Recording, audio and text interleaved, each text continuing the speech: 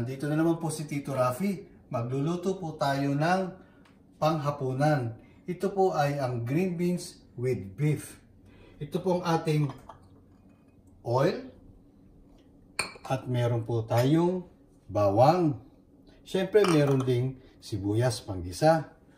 At meron din po tayong toyo. At meron din po tayong paminta. At hinalo ko na rin ng asin kung sakaling gusto nyo dagdagan ng alat.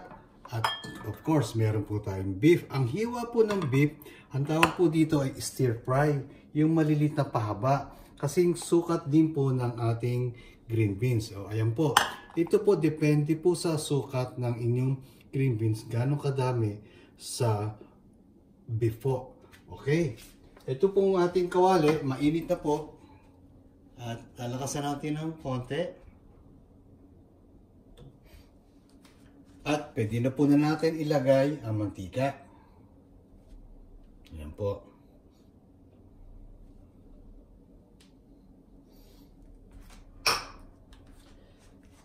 Ayan. Ngayon, pag po nakita natin kung mainit na po, pwede na po natin ilagay ang bawang. Ayan, napakasimple lang po ito. Ito po ang mga kaugalian natin galing po sa trabaho. Ito po ay napakadali. At lagyan po natin, haluin nyo po hanggang sa maging mamula po ang bawang.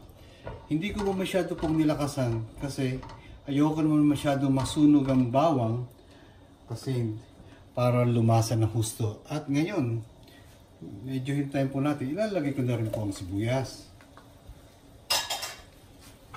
Yan po. Haluin po natin yan. At yan. Ito nyo, ayan. Naaamoy ko na po ang bawang at saka sibuyas. At palakasin na po natin ng konti. Yan. Pagkatapos po na medyo na amoy na po yung bawang at saka sibuyas, pwede na po natin ilagay ang beef po. Yan po yung beef. Yan. O yan. Ay kuya, anak, there's pizza. Po.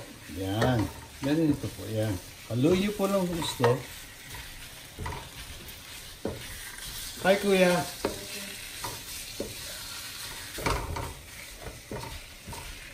Po, yan. Pag medyo na amoy na po yung sibuyas at bawang at pwede na po natin takpan ng konti. Pero habang nagtutuyo, pwede pong bago kong takpan, pwede po natin lagay din ng toyo. Nasa sa inyo, ako po. Inaayos ko muna ganyan. Haluin nyo po ng konti para lumasa po yung toyo. Yan po yan. Ganyan lang po yan. At pagka medyo na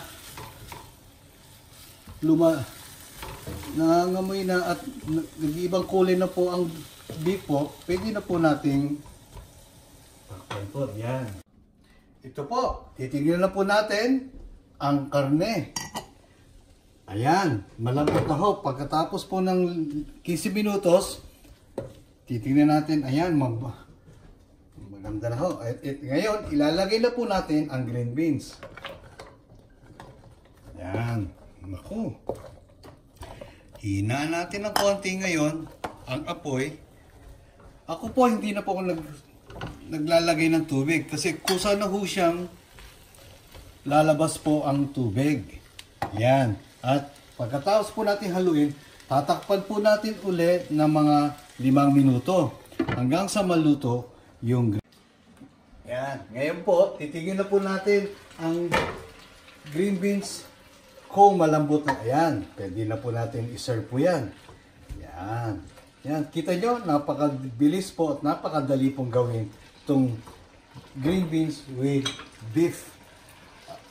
At ito pa po, kung sakaling gusto nyo pong haluan ng paminta, nasa inyo na po yan sa inyong panlasa. At mga kababayan, huwag nyo pong kakalimutan mag-subscribe po sa ating YouTube channel, Mga Lutong Pinoy. Marami pong salamat at ang aking cranberry juice, ito po ay hindi po wine. Ito akin lang pong nakaugalian na iniinom pag ako po ay nagluluto. Marami pong salamat at magandang gabi po.